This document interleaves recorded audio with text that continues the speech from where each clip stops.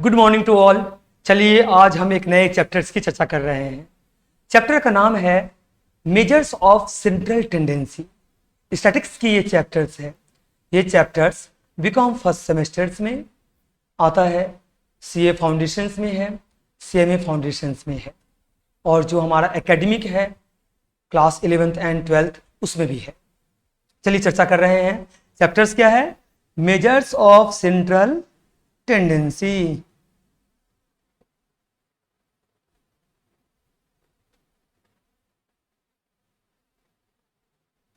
Measures of central tendency. अब इस central tendency का मतलब क्या है यह समझना जरूरी है। सेंट्रल टेंडेंसी का मतलब होता है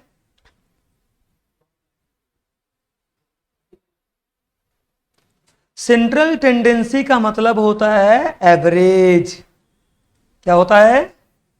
average. Measures of central tendency. Central tendency का मतलब होता है एवरेज। तो एवरेज का मतलब क्या है यह समझ लेते हैं।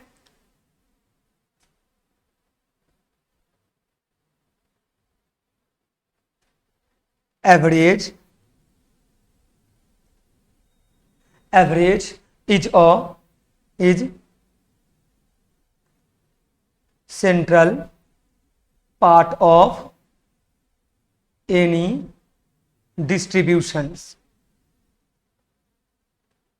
इसका मतलब क्या है बच्चों? इसका मतलब है किसी भी डिस्ट्रीब्यूशंस का जो सेंट्रल पार्ट होता है उसे हम एवरेज कहते हैं।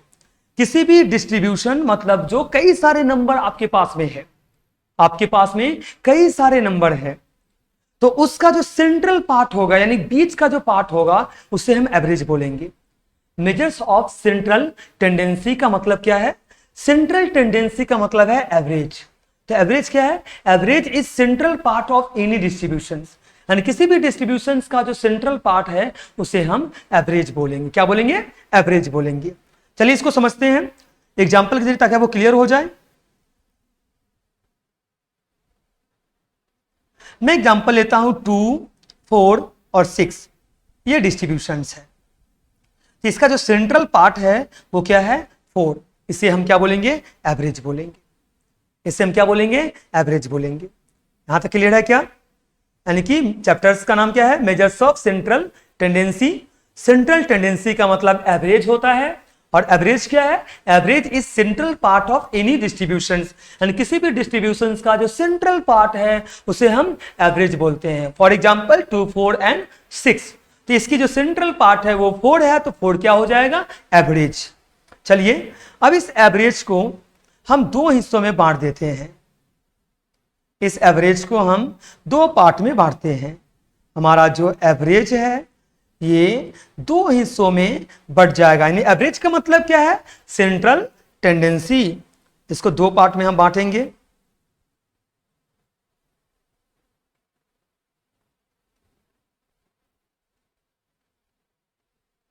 फर्स्ट पार्ट्स को हम बोलते हैं मैथमेटिकल एवरेज,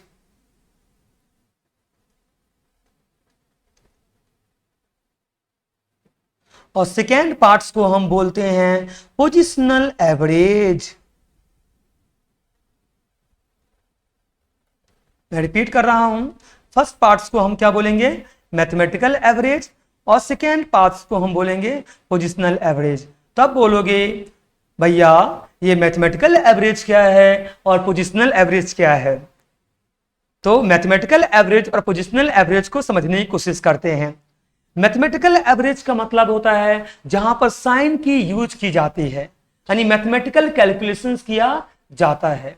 लाइक मैं ऐड लगा रहा हूं, यानी ऐड कर रहा हूं, माइनस कर रहा हूं, प्लस कर रहा हूं, मतलब प्लस माइनस कर रहा हूं, चाहे मैं मल्टीप्लाई कर रहा हूं, डिविजन्स कर रहा हूं, तो इसको हम क्या बोलेंगे?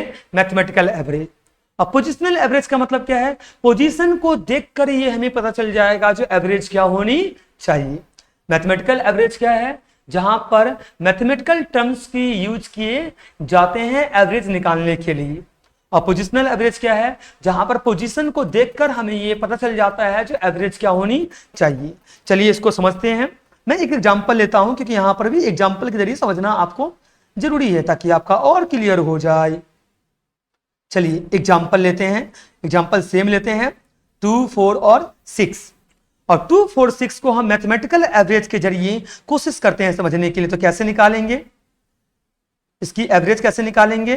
2 + 4 + 6 डिवाइड बाई 3, 3 नंबर है तो इसका निकाल लेते हैं भाइयों।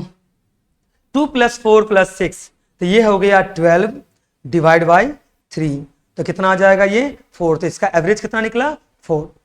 यानी कि मैथमेटिकल एवरेज में हमने किसका यूज किया? देखिए हमने प्लस साइन का यूज किया है, इसे हम क्या बोलेंगे? Mathematical average.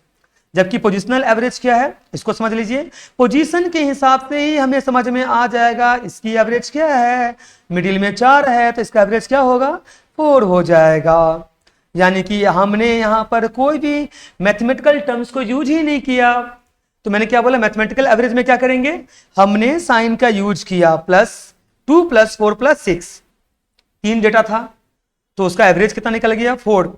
लेकिन हमने पोजिशनल एवरेज में क्या कर दिया? 2 + 4 + 6 तो हमारा एवरेज कितना निकल गया? पोजीशन। पोजीशन मतलब हमारा एवरेज तो हमने अभी भी पढ़ा है, central part of any distribution is called average. किसी भी डिस्ट्रीब्यूशन का जो सेंट्रल पार्ट है उसको हम एवरेज बोलते हैं। तो डिस्ट्रीब्यूशन है 2, 4, 6 तो उसकी जो सेंट्रल पार्ट है वो 4 है तो 4 क्या हो जाएगा? एवरेज। यानी पोजिशनल एवरेज में आप पोजीशन को देखकर आपको ये समझ में आ जाएगी जो एवरेज क्या होनी चाहिए। मैथमेटिकल एवरेज में हम साइन की यानी कि मैथमेटिकल साइन की यूज करेंगे और उसके जरिए हम एवरेज की कैलकुलेशंस करेंगे। होप सो सर आपको यहां तक समझ में आ गया। एक बार रिपीट कर देता हूं, चैप्टर्स का नाम है मेजर्स ऑफ सेंट्रल टेंडेंसी। अरे बिल्कुल टफ नहीं होगा आप लोग के लिए, क्यों टेंशन करते हो बच्चों? Measures of central tendency. Measures of central tendency, central tendency का मतलब एवरेज होता है और एवरेज का मतलब होता है average is a central part of any distribution. किसी भी डिस्ट्रीब्यूशन का जो बीच का पार्ट होता है उसे हम एवरेज बोलते हैं। एवरेज को 2 हिस्सों में बांटते हैं, एक है मैथमेटिकल एवरेज, दूसरा है पोजिशनल एवरेज। क्लियर कि नहीं है?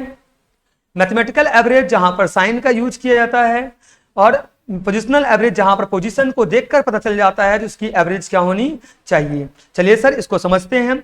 मैथमेटिकल एवरेज के कितने पार्ट्स होते हैं सर? मैथमेटिकल एवरेज को हम बांट देते हैं 3 हिस्सों में। पहला हिस्से को बोलते हैं AM मतलब अरिथमेटिक मीन।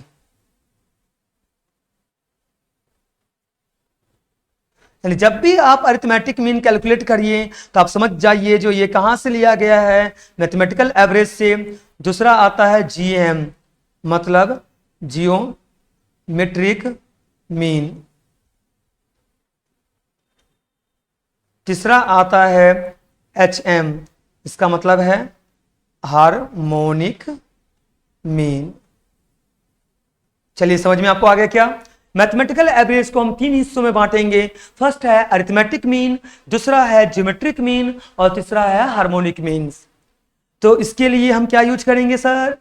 इन सब के लिए हम यूज करेंगे मैथमेटिकल एवरेज। अब हम बात करते हैं पोजिशनल एवरेज। पोजिशनल एवरेज को हम 2 पार्ट में बांटते हैं। पहला जो पार्ट है उसको हम बोलते हैं पार्टीशन वैल्यू, पार्टीशन वैल्यू, और दूसरा पार्ट है उसको बोलते हैं मोड। ओके, पार्टीशन वैल्यू में क्या क्या आता है? मीडियन आता है, इसकी चर्चा हम बाद में करेंगे। क्वार्टाइल आता है, इसकी भी चर्चा हम बाद में करेंगे। डिसाइल आता है, इसकी भी चर्चा करेंगे। परसेंटाइल आता है। कोई दिक्कत है आपको यहां तक? तो यानी कि मैं बता देता हूं, एवरेज को 2 पार्ट में हमने बांट दिया, मैथमेटिकल एवरेज और पोजिशनल एवरेज। मैथमेटिकल एवरेज का जो पार्ट है वो अरिथमेटिक मीन है, ज्योमेट्रिक मीन है, हार्मोनिक मीन है। इसमें मैथमेटिकल साइंस की यूज की जाएगी। और पोजिशनल एवरेज को 2 हिस्सों में बांट दिया है, पार्टीशन वैल्यू और मोड। पार्टीशन वैल्यू के 4 टाइप्स हैं, मीडियन है, क्वार्टाइल है, डिसाइल है और परसेंटाइल है। और दूसरा जो हमारा पोजिशनल एवरेज है वो मोड है, इसकी भी चर्चा हम बाद में करेंगे। तो एक बार क्लियर कर देते हैं। एवरेज हमने सीखा, एवरेज में हमने क्या सीखा? एवरेज को 2 पार्ट में बांटते हैं, मैथमेटिकल एवरेज और पोजिशनल एवरेज। मैथमेटिकल एवरेज का मतलब अरिथमेटिक मीन, ज्योमेट्रिक मीन और हार्मोनिक मीन। कहां से लाया गया है? मैथमेटिकल एवरेज से लाया गया है। पोजिशनल एवरेज को दो पार्ट में बांटते हैं, partition value and mode. Partition value का मतलब medians, quartile, decile and percentile. चलिए हम सबसे पहला टॉपिक चर्चा करते हैं अरिथमेटिक मीन की। चलिए हम अरिथमेटिक मीन के बारे में चर्चा करते हैं। अरिथमेटिक मीन कहां से आया है? मैथमेटिकल एवरेज से आया है sir.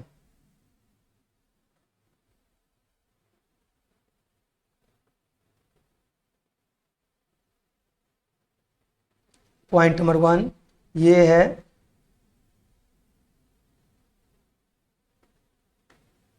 Arithmetic mean. Arithmetic mean को अलग अलग चीजों में, अलग अलग हिस्सों में हम बांटते हैं। सबसे पहले हम अरिथमेटिक मीन में चर्चा करेंगे इंडिविजुअल सीरीज का।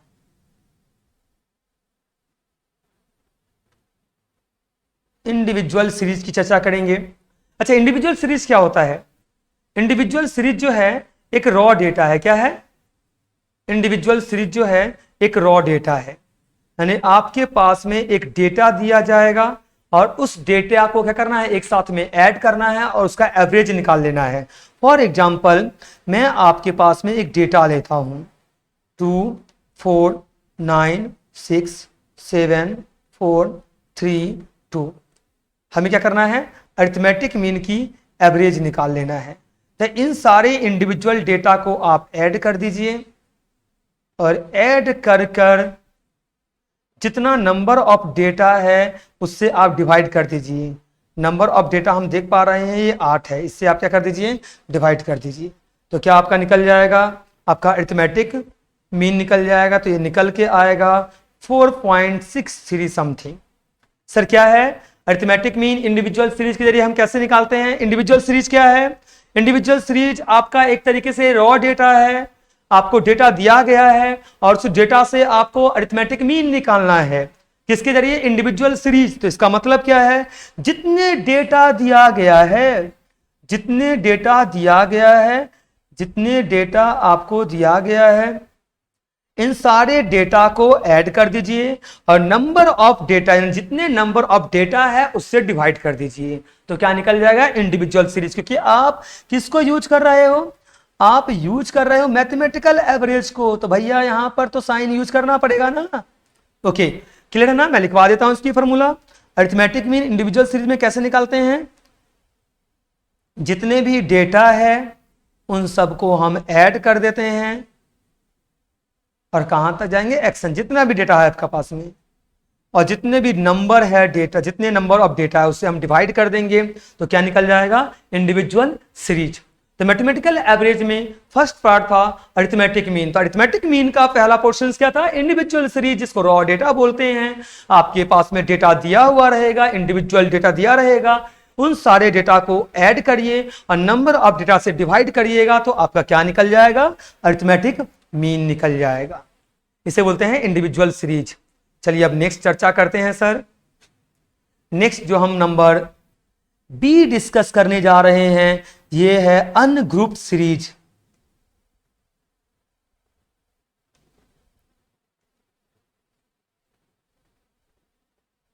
अनग्रुप्ड सीरीज के बारे में हम डिस्कस करेंगे। चलिए, अनग्रुप्ड सीरीज का फॉर्मूला होता है arithmetic mean equal to summation of f x divide by summation of f. चलिए इसको सॉल्व करते हैं। मैं एग्जांपल आपके सामने ले रहा हूं। डेटा है और उसकी फ्रीक्वेंसी है। चलिए पुराना वाला ही ले लेते हैं। डेटा क्या है?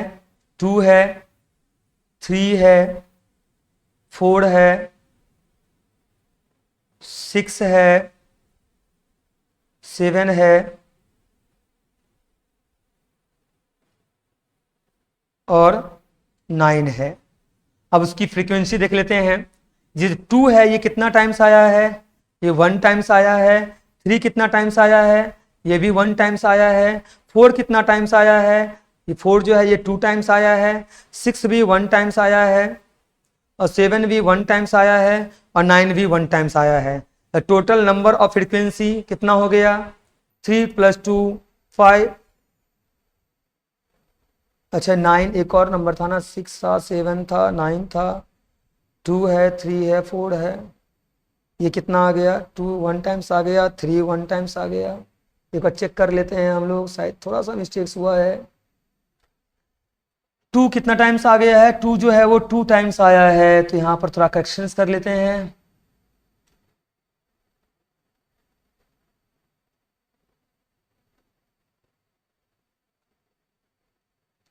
2 कितना टाइम्स आया है, 2। तो टोटल जो फ्रीक्वेंसी हो गया वो कितना टाइम्स हो गया, 8 हो गया। फ्रीक्वेंसी कितना हो गया, 8 हो गया।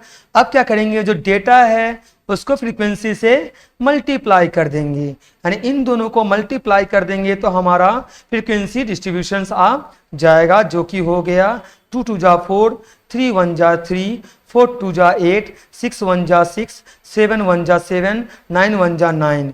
इन सबको ऐड करेंगे तो समेशन ऑफ एफ एक्स निकल जाएगा, जो निकलेगा 37। चलिए फॉर्मूला पे पुट करते हैं, 37 डिवाइड बाई 8, ये कितना आ जाएगा, 4.63। अच्छा 4.63 क्यों, आपका इंडिविजुअल सीरीज में भी आंसर 4.63 था, यहाँ पर भी 4.63 आ गया, क्योंकि हमने डेटा सेम लिया था, इसलिए आंसर क्या आ जाएगा, सेम आ जाएगा। तो मैंने क्या चर्चा किया, अरिथमेटिक मीन में सबसे पहले हमने डिस्कस किया इंडिविजुअल सीरीज, यानी हमारे पास में रॉ डेटा गिवन रहेगा, तो अरिथमेटिक मीन कैसे निकालेंगे, जितने भी डेटा है उन सारे डेटा को हमारे द्वारा ऐड कर दिया जाएगा, जितने डेटा दिया गया उनको ऐड कर देंगे और नंबर ऑफ डेटा से डिवाइड कर देंगे तो इंडिविजुअल सीरीज निकल जाएगा, यानी इंडिविजुअल सीरीज के जरिए हम अरिथमेटिक मीन निकाल लेंगे। फिर मैंने क्या बोला, अनग्रुप सीरीज है, जहां पर हमें क्या किया रहेगा, डेटा के साथ में फ्रीक्वेंसी भी दिया रहेगा, तो फ्रीक्वेंसी क्या है, यानी उसकी घनत्व की बात कर रहा है। तो ये क्या है, डेटा हमारा 2 है, 3 है, 4 है, 6 है, 7 है, 9 है, तो ये डेटा कितना टाइम्स आ रहा है, 2 टाइम्स 2 आ रहा है, 3 1 टाइम्स आ रहा है, 4 2 टाइम्स आ रहा है, 6 1 टाइम्स आ रहा है, 7 1 टाइम्स आ रहा है, 9 1 टाइम्स आ रहा है। टोटल फ्रीक्वेंसी जो है वो 8 टाइम्स की है, तो फ्रीक्वेंसी को हम मल्टीप्लाई कर देंगे डेटा से, तो हमारा फ्रीक्वेंसी और डेटा का ये जो मल्टीप्लिकेशन है, ये टोटल कितना आ जाएगा, 37। तो फिर इसको पुट करेंगे, arithmetic mean equal to summation of f x by summation of f, तो हमारा जो अनग्रुप सीरीज का जो अरिथमेटिक मीन है वो आ जाएगा 4.63। चलिए हमने दो चर्चा कर लिया, एक था इंडिविजुअल सीरीज और दूसरा इंडिविजुअल सीरीज और दूसरा था अनग्रुप सीरीज। अब थर्ड हम चर्चा करने जा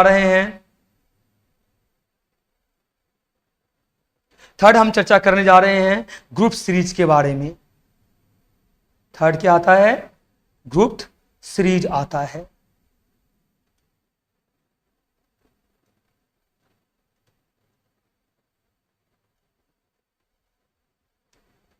ग्रुप सीरीज की बात करते हैं। चलिए ग्रुप सीरीज में आपका क्लास इंटरवल दिया रहेगा, फ्रीक्वेंसी है, क्लास इंटरवल मतलब ग्रुप में बता रहा है, यानी एक ग्रुप में कितना डेटा अवेलेबल है। यानी मैं अगर आपको ये बोलूं 70 to 80% के बीच में कितने ऐसे स्टूडेंट्स हैं जो इतना 70 to 80% का स्कोर किया है। मैं अगर आपको ये बोलूं 50 to 60% के बीच में कितने ऐसे स्टूडेंट्स हैं जिसका परसेंटेज जो है वो 50 to 60 आया है। यानी कि ग्रुप में हमें क्या करना है, निकालना है अरिथमेटिक मीन। तो हम ले लेते हैं एक फिगर 0 to 10, 10 to 20 और 20 to 30। अपनी मर्जी से एक फ्रीक्वेंसी ले लेते हैं, फ्रीक्वेंसी है 8 है, 6 है और 5 है। चलिए x का मतलब होता है क्लास इंटरवल का मिड पॉइंट्स। मैं रिपीट कर रहा हूं, क्लास इंटरवल का जो मिड पॉइंट्स है उसे हम ये x, यानी कि ये x और कुछ नहीं है, ये आप वाला x नहीं है, ये x जो है वो क्लास इंटरवल का मिड पॉइंट्स है। यानी इसका एक और नाम है, इसको हम क्लास मार्क भी बोल सकते हैं, क्लास मार्क भी बोल सकते हैं। रिपीट कर रहा हूं, ग्रुप सीरीज में सबसे पहले हमने क्या ले लिया, क्लास इंटरवल, ये गिवन रहेगा आपका, इसकी फ्रीक्वेंसी गिवन रहेगा। आपको निकालना क्या है, मिड पॉइंट निकालना है, जिसको हम क्लास मार्क बोलते हैं। क्लास मार्क बोलते हैं, कैसे निकलेगा, क्लास इंटरवल का जो एवरेज है उसी को हम क्लास मार्क बोलेंगे। तो 0 और 10 का जो एवरेज है वो कितना निकल जाएगा, 5 निकल जाएगा। 10 और 20 का एवरेज है 10 + 20 डिवाइड बाई 2, ये 50 निकल जाएगा। और 20 प्लस 30 का जो एवरेज है ये 25 निकल जाएगा। इन दोनों में डिफरेंसेस 10 का है, यानी कि एवरेज में भी आप देख सकते हैं डिफरेंसेस कितने कितने का आ रहा है, 10 का आ रहा है।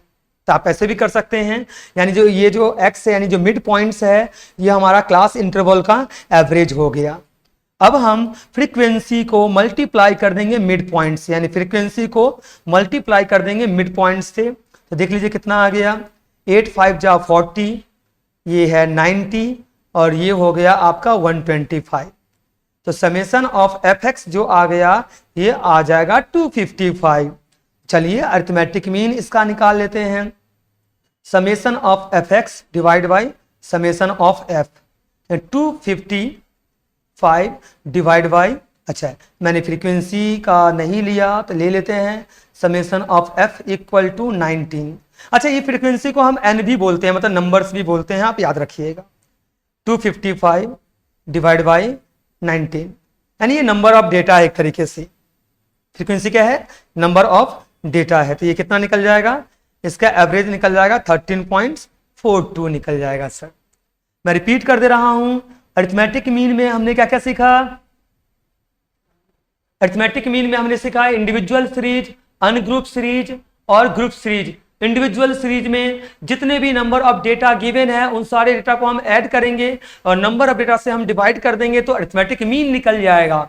अनग्रुप सीरीज में क्या करना है, जो डेटा इंडिविजुअल दिया हुआ है वो लेना है और उसकी फ्रीक्वेंसी लेना है, मतलब उसके नंबर्स लेना है और फिर उस डेटा को फ्रीक्वेंसी से मल्टीप्लाई कर देना है और जो फॉर्मूला है summation of fx by summation of f उससे डिवाइड कर देना है। तो अनग्रुप सीरीज का भी हमारा अरिथमेटिक मीन निकल जाएगा। नेक्स्ट हमने बात किया ग्रुप सीरीज।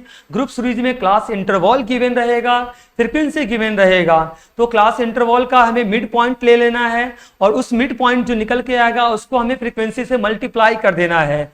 फिर जो निकल के आएगा formula summation of fx divide by summation of f, total of frequency distribution divide by total of number, तो उसे हम डिवाइड कर देंगे तो अरिथमेटिक मीन निकल जाएगा। तो सर ये तीन चीज पढ़ना था आपको अरिथमेटिक मीन में, ये तीनों कंसेप्ट आपको क्लियर हो चुका है। नेक्स्ट मैं एक और टॉपिक इससे ऐड कर रहा हूं जिसे हम बोलते हैं properties of arithmetic mean.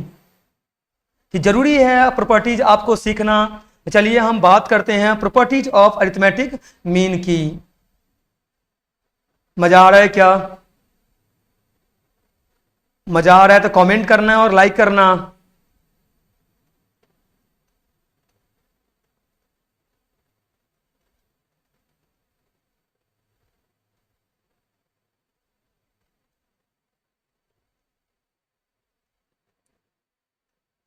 Properties of arithmetic mean, पहला प्रॉपर्टीज है y equal to a x plus b. पहला प्रॉपर्टीज है y equal to a x plus b. इसका मतलब क्या है, अगर मैं बोलूं y की जगह पे अगर हम y का मीन डाल दें, ये जो दिख रहे हो ना आप, इसको हम मीन बोलते हैं, या तो आप बार बोल सकते हो y का मीन।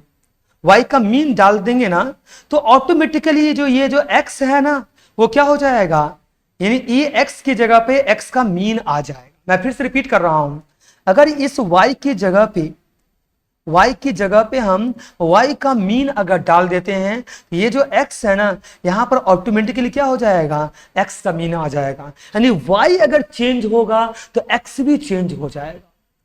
मैं रिपीट कर रहा हूं, y के चेंज होने से x भी चेंज हो जाएगा। यानी y का जगह पर अगर y का मीन यूज करेंगे तो x की जगह पे भी x का मीन आ जाएगा। क्लियर कि नहीं है, इससे ये पहला प्रॉपर्टीज था। यानी अगर y का मीन लेते हैं तो हमें ऑटोमेटिकली x का मीन क्या हो जाएगा, आ जाएगा। चलिए इसको एग्जाम्पल के जरिए समझते हैं। मैं एक एग्जाम्पल लिख रहा हूं आपके सामने में। एग्जाम्पल है 2x plus 3y equal to 25, जहां पर y का मीन मैंने ले लिया है 1। कितना ले लिया, 1। चलिए इसको सॉल्व करते हैं। 2, अब y की मीन मैंने लिया है तो यहां पर भी हम क्या लगा देंगे, x का मीन लगा देंगे, प्लस 3, y का मीन कितना मैंने लिया है, 1 लिया है, इक्वल टू 25।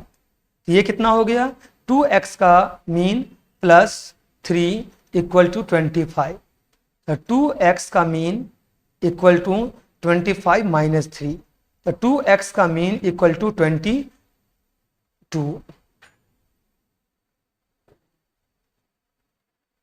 तो x का मीन आ जाएगा 22/2 मतलब 11। होप सो सर समझ में आ रहा होगा आपको। क्लियर है सर।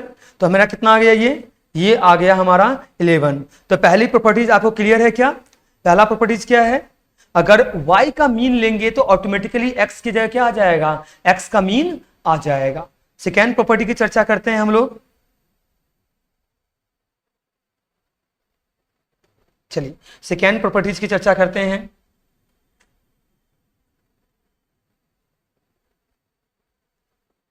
सेकेंड प्रॉपर्टी जो है, if all the variables are k, that is constant। अगर आपके क्वेश्चंस में जो वेरिएबल्स है वो एक जैसा ही है तो कंस्टेंट रहेगा, तो उसका आंसर भी सेम ही आएगा। फॉर एग्जांपल मैं दे रहा हूं, मान लीजिए K1 है, K2 है, K3 है, K4 है, तो आंसर भी क्या होगा K। एग्जांपल ले लेते हैं, एंड इसका जो मीन है वो K ही आएगा। एग्जांपल दिया हुआ क्वेश्चन में 4 है, 4 है, 4 है, 4, तो इसका जो मीन निकलेगा वो भी कितना निकलेगा, 4 ही निकलेगा। कितना निकलेगा, 4 ही निकलेगा। क्लियर है ना। यानी जितने भी वेरिएबल्स है और सारे वेरिएबल का नंबर अगर एक जैसा ही है तो उसका मीन भी क्या होगा, सेम वही होगा। क्लियर है कि नहीं है। नेक्स्ट हम बात करते हैं प्रॉपर्टीज नंबर 3 का। प्रॉपर्टीज नंबर 3 है arithmetic mean into harmonic mean equal to geometric mean का स्क्वायर हो जाता है। याद रखिएगा, अरिथमेटिक मीन को अगर आप हार्मोनिक मीन से मल्टीप्लाई कर देते हो तो ये निकल जाएगा आपको आपका ज्योमेट्रिक मीन का स्क्वायर। ये 3 प्रॉपर्टीज हमने डिस्कस किया। फर्स्ट प्रॉपर्टीज मैंने क्या बोला आपको, फर्स्ट प्रॉपर्टीज मैंने बोला अगर आप y की जगह y का मीन लेते हो तो x की जगह ऑटोमेटिकली x का मीन आ जाएगा। सेकेंड प्रॉपर्टीज मैंने क्या बोला, जो भी नंबर है अगर सारे नंबर एक जैसा है तो मीन भी उसका सेम वही नंबर आ जाएगा। तीसरा प्रॉपर्टी मैंने क्या बोला, अरिथमेटिक मीन को अगर हार्मोनिक मीन से मल्टीप्लाई कर देते हैं तो ज्योमेट्रिक मीन का स्क्वायर निकल जाता है। फोर्थ प्रॉपर्टी और नेक्स्ट पार्ट हम अगले क्लास में डिस्कस करेंगे। तो अगर आपको मेरा वीडियो पसंद आया हो तो आप लाइक और सब्सक्राइब एंड कमेंट जरूर करिएगा और अपने फ्रेंड के साथ में इसको शेयर जरूर करेंगे। Thank you so much.